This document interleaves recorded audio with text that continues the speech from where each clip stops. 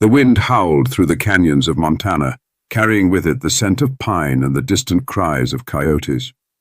The Blackwood Ranch stood as a fortress of solitude amidst the untamed wilderness, its owner, Ethan Blackwood, a man as unyielding as the land itself.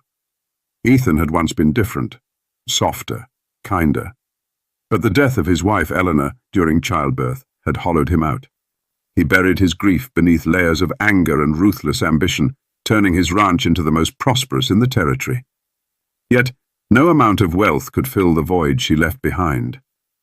His mother, Margaret Blackwood, a formidable woman with silver-streaked hair and piercing blue eyes, watched her son with growing concern. "You're withering away," she told him one evening as they sat by the fireplace. "The ranch needs an heir. The Blackwood name cannot die with you." Ethan's jaw tightened. "I won't marry for the sake of society." "Then marry for duty," Margaret countered. "But marry, Ethan, before it's too late." Lillian Hart had arrived at Blackwood Ranch 6 months prior, fleeing a life of hardship in the crowded tenements of New York. Orphaned at 16, she had worked as a seamstress, a laundress, and finally a maid in a wealthy household, until scandal forced her to flee west. She was not beautiful in the way society women were, with their delicate features and expensive gowns, but there was a quiet strength in her, a resilience that shone in her hazel eyes. She worked tirelessly, never complaining, even when the other servants whispered behind her back. One evening, as she mended a tear in Ethan's coat by lamplight, he watched her from the doorway, unnoticed. There was something about the way her fingers moved, gentle yet precise, that reminded him of Eleanor. The next morning, he summoned her to his study. "Sit," he commanded. Lillian did so, her hands folded in her lap, her gaze lowered. "You've been here 6 months, Ethan said. "You work hard. You don't gossip. You're dependable."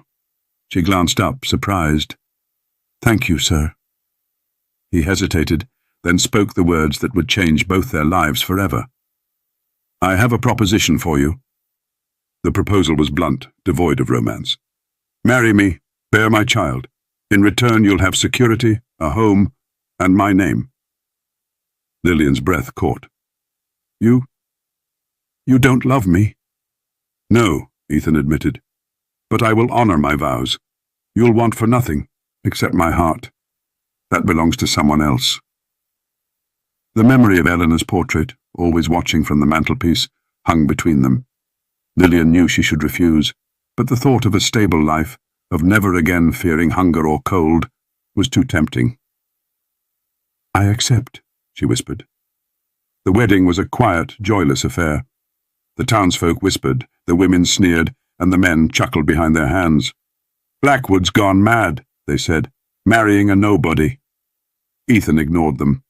Lillian endured. Life as Mrs. Blackwood was lonelier than Lillian had imagined. Ethan was rarely home, and when he was, he spoke little. She ate meals alone, wandered the vast ranch alone, slept alone. But she refused to be broken. She began small, leaving fresh wildflowers on Eleanor's grave, baking Ethan's favorite bread, though he never thanked her. Sitting silently with him in the evenings, her presence a quiet comfort. One night, a storm raged outside, rattling the windows. Ethan, lost in his usual whiskey haze, stumbled upon Lillian singing softly to herself as she knitted by the fire. Her voice was not polished, but it was warm, filled with an emotion he hadn't felt in years. Hope. "What is that song?" he asked, startling her. "Just something my mother used to sing," she replied, her cheeks flushing. Ethan didn't respond, but the next evening he came home early, and for the first time he sat beside her. The gang had fled. That night, as Lillian cleaned Ethan's wound, he finally spoke the words that had been building in his heart. "You saved us." She smiled faintly. "This is my home, too." The real turning point came with violence. A gang of outlaws, led by the notorious Jesse Harlow, targeted Blackwood Ranch, seeking revenge for a past grievance. Ethan and his men fought fiercely, but they were outnumbered. Then a gunshot rang out from the porch. Lillian, her hands steady, fired a rifle into the air. "You're not welcome here," she shouted, her voice strong despite the fear in her eyes. The outlaws hesitated.